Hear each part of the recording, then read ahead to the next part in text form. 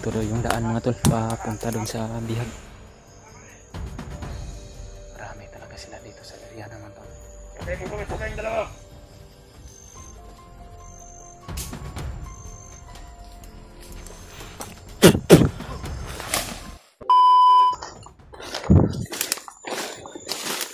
Mga tol, patuloy ako mga tol sa paglakbay patungo dun sa kinalalagyan ng mga bihag mga tol sa asawa ko at kay Brad Pidot. Dito po ako ngayon mga tol, at parang ito na po yung location na sinasabi ng mga bandido mga tol na nasundan ko kagabi. At dito kami napadpad. Yung iba mga tol na sinundan ko tinapos ko na. At yung iba naman po ay nakadiritso dito sa area. Kaya yun po yung sinundan ko. At bigla na lang silang nawala mga tol. Parang nagtago siguro sila. Nakita nila ako o nakita nila sa monitoring nila na nakapasok na ako dito sa area nila mga tol. Kalirto po kasi silang lahat ngayon mga tol. Dahil nakikita daw sa kanilang mga monitoring na may mga hunter daw na nakapasok na sa area. At sa pagkakaalam ko po mga tol, na nabalitaan ko rin po na ang bihag daw nila na yun si Brad Pidot ay ililipat daw sa ibang area mga tol. At dadalhin daw yun doon sa kinalalagyan din ng asawa ko mga tol. Na pag-alaman ko po yun mga tol sa mga usapan ng mga bandido na pinaslang ko kanina. Kaya sinundan ko talaga sila mga tol hanggang nakaabot ako dito sa lugar na ito. At dito na po ako na pag-isipan na mag-video ako mga tol para makita din ng mga kasamahan ko. At ng mga kasamahan ko mga tol na hanggang ngayon hindi pa kami nagkita. Sila Rodri, Mart, Julio, Dib at si Kuya Bads po mga tol, dahil nakaakyat na po si Kuya Bads at andito na po siya sa bundok. Ngunit hindi ko po alam kung saan siyang location ngayon. Ngunit alam ko rin po mga tol na papunta din yun siya dito dahil isa lang po yung direksyon na pupuntahan namin, yung area na sinasabi ni Lolo Ambo na kinalalagyan ng mga bihag kay Brad Pidot at sa asawa ko po mga tol. At pupusigi po ako talaga na sumunod doon sa mga bandido na narinig ko kagabi. Nag-uusap sila na patungo daw sila sa area kung saan kinalalagyan ng mga bihag. At itong area na naman po ito mga tol, i-kumpirmado po ito din po yung area na sinasabi ni Lolo Ambo. Kaya hindi po talaga ako nagkakamali ng sinundan ng mga bandido. Tama po yung mga impormasyon na nasagap ko po mga tol. Kaya nagpapasalamat po talaga ako sa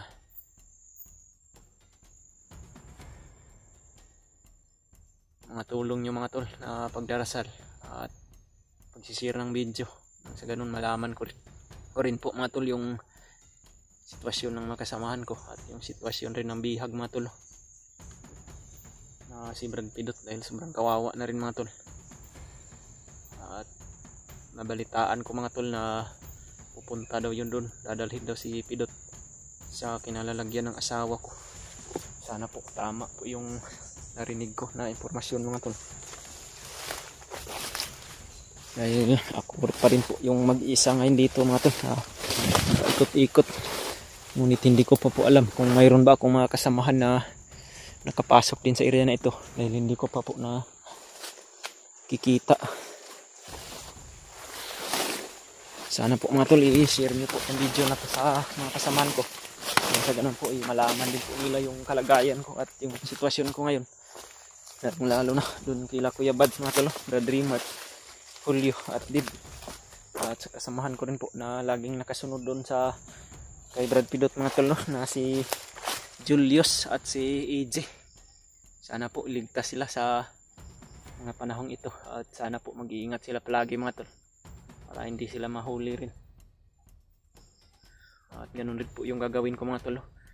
Dudublihin ko po yung pag-iingat ko hanggang sa makita ko po yung sitwasyon ng mga bihag mga tol. nakita ko yung sitwasyon ni Brad Pidot at yung sitwasyon rin ng asawa ko mga tol. Sana po magkita-kita na kami agad ng mga kasamahan ko dito sa bundok para mas madali po na maligtas namin yung mga bihag mga tol, lalong lalo na si Brad Pidot at yung asawa ko mga tol. Kaya patuloy pa rin ako mga tol sa paglalakbay. Kahit ako lang mag-isa mga tol, hindi po ako susuko na paghanap sa asawa ko mga tol, no? Dahil yun po talaga yung misyon ko dito, na makita yung asawa ko at mailigtas namin si Brad Pidot. Ayun, mayroon na mga bandido dun sa unahan mga tol. Ito yung mga kasamahan na sinundan ko kanina. At andito na naman sila. Yan. Ito daw yung daan mga tol, papunta doon sa bihag.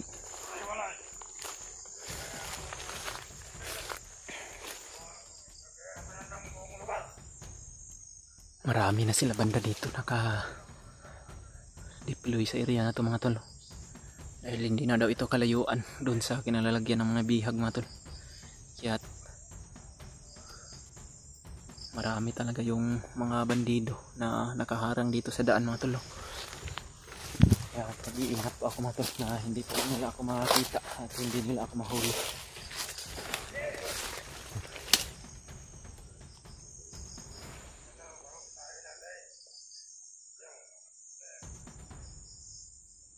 Patuloy pa rin sila sa paghahanap sa amin mga tol, sa mga kasamahan ko.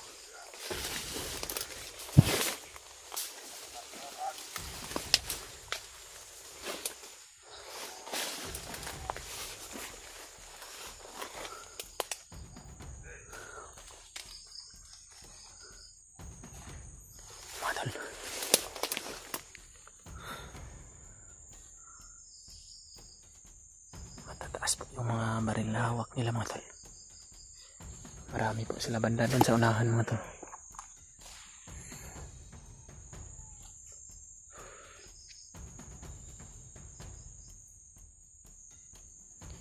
At kinakailangan talaga mga tol na talasan ko yung mga paningin ko at yung mga pandinig ko para hindi nila ako maisahan mga tol. Bago ako papaslang mga tol, kinakailangan na masigurado ko mga tol na walang mga makakita sa pagpaslang ko mga tol, para hindi ako mabulabog dito at hindi ako makipagbarilan sa kanila mga tol, para hindi ako mabulabog at hindi nila ako makikita. Silent kill at orasyon lang yung gagamitin ko mga tol. Yan, meron na namang bagong dumating mga tol. Yun, sniper ang dala mga tol.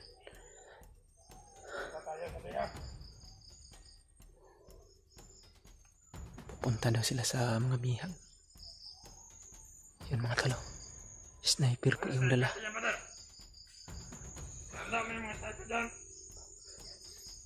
Parang napapalibutan nila ako mga tol. At hindi muna ako alis dito para hindi nila ako makita.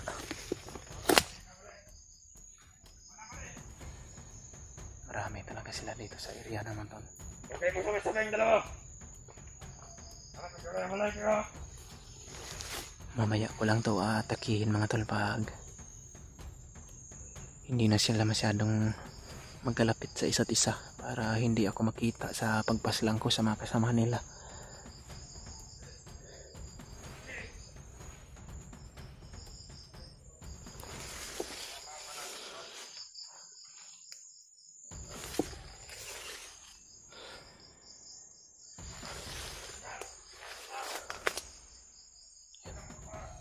Tinatawag niya yung mga ibang kasama niya mga tol. Pinapa-alerto niya.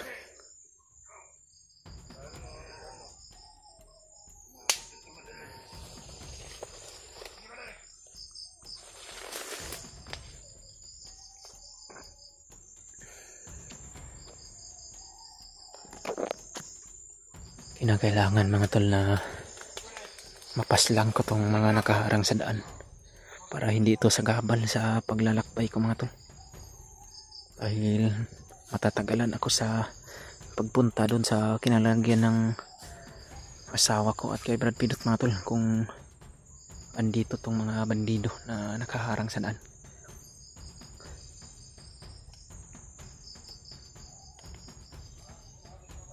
Mga tol, sniper yung dalaw. Uunahin ko tong naka-sniper mga tol.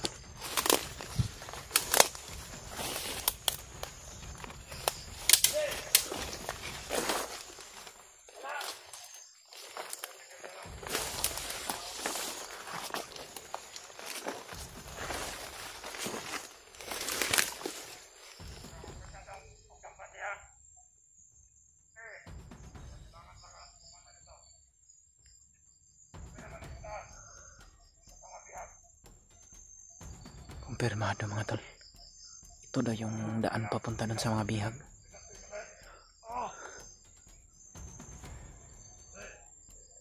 Yun, mayroon na namang dumating doon mga tol. Yun, bagong dating.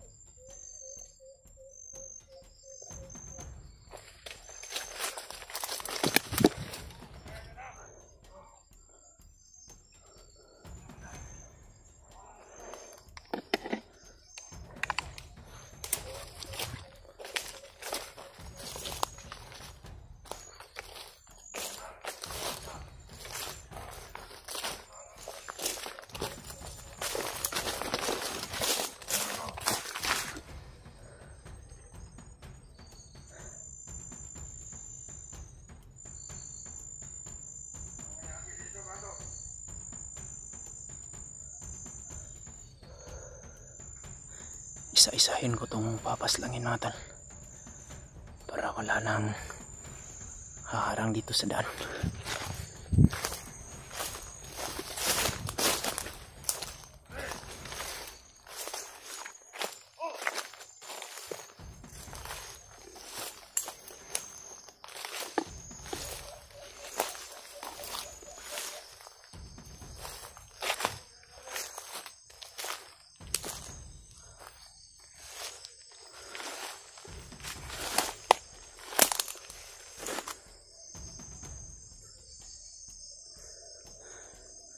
Pagkakataon ko na ito mga tol, dahil magkalayo sila sa isa't isa.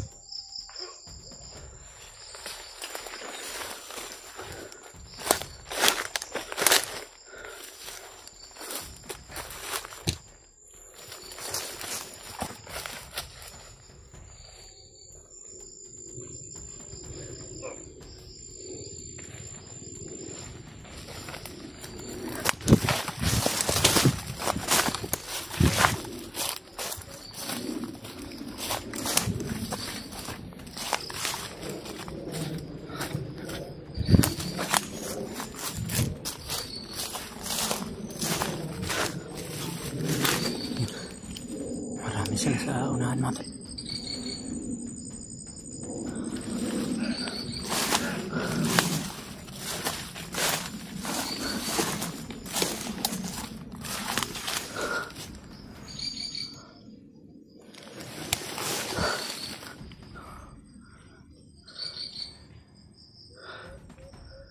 May mga bagong dating mga tol. Sana hindi nila makita yung mga pinaslang ko.